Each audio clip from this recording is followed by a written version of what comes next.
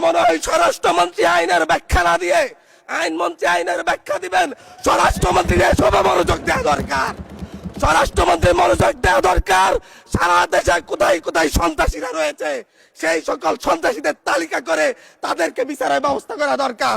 স্বরাষ্ট্রমন্ত্রীর উচিত ধন্যবাদ মাননীয় সদস্য। নেতা কর্মীরা হত্যার শিকার হয়েছে তাদের বিচারের ব্যবস্থা করা দরকার। ধন্যবাদ মাননীয় সদস্য।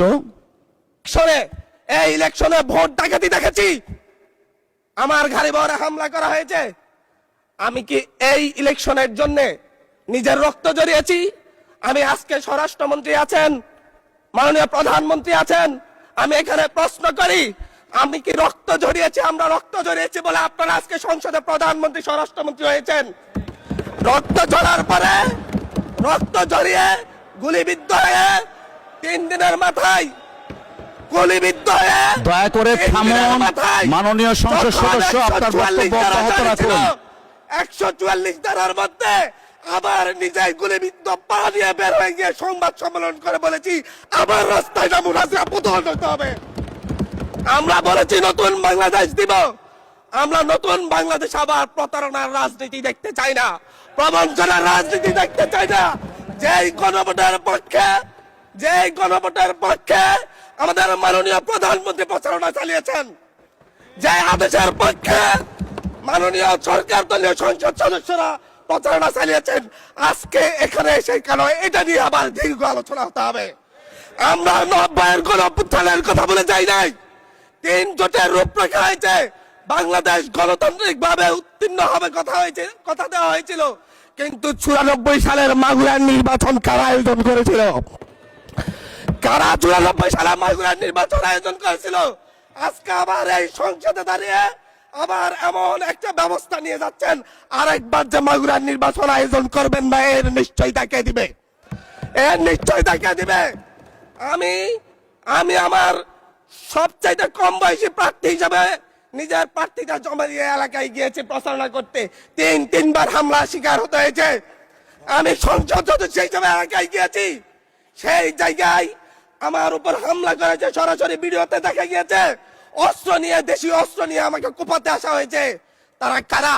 ওরা তো তারাই যাদের প্রত্যেকের হাতে বিএনপি দলীয় নেতা কর্মীদের রক্ত লেগে আছে, প্রাণ লেগে আছে। এই বিশ্বাসঘাতকতা মাননীয় স্পিকার, এই রাষ্ট্র আর সইবে না, আপনারাও সইতে পারবেন না।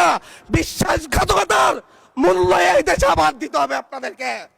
আপনারা যারা আপনাদের ভাইদের রক্ত জড়িয়েছে, খুন করেছে, খুনের মামলা আছে, তাদেরকে আবার পুনর্বাসিত করে আমাদেরকে খুন করার জন্য লেলিয়ে দিচ্ছেন।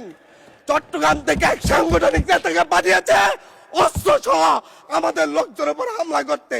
ভোটের দিন সকালবেলা থেকে প্রত্যেকটা ভোট কেন্দ্রে অস্ত্র দিয়ে মহড়া দিয়েছে। 30টা ভোট কেন্দ্রে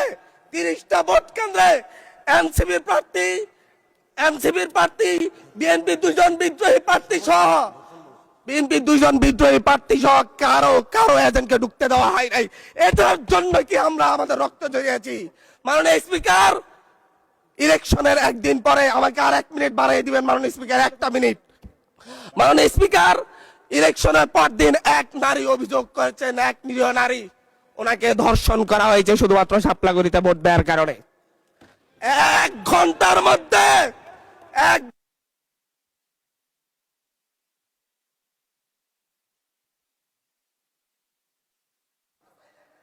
ধন্যবাদ মাননীয় সংসদ।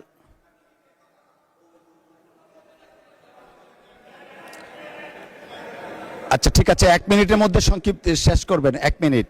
মাননীয় স্পিকার, একজন ভুক্তভোগী নারী অভিযোগ করেছে ওনাকে ধর্ষণ করা হয়েছে শাপলাগুড়িতে ভোট দেওয়ার কারণে। সার্কেল এসপি 1 ঘন্টার মধ্যে বলেছে এই ধরনের কোনো ঘটনা ঘটে নাই। আজকে 42 দিন পার হয়েছে, এখনো ডিএনএ রিপোর্ট আসে নাই। মামলা নিতে 3 দিন দেরি হয়েছে। সিভিল সার্জন অফিস তদন্ত কমিটি করে দিয়েছে, তদন্ত কমিটির রিপোর্ট জমা দিয়েছে, ভুক্তভোগী নারী জানে না তার তদন্ত রিপোর্ট কি এসেছে। এই ভয়াবহ পরিবেশ তৈরি কারা করছে?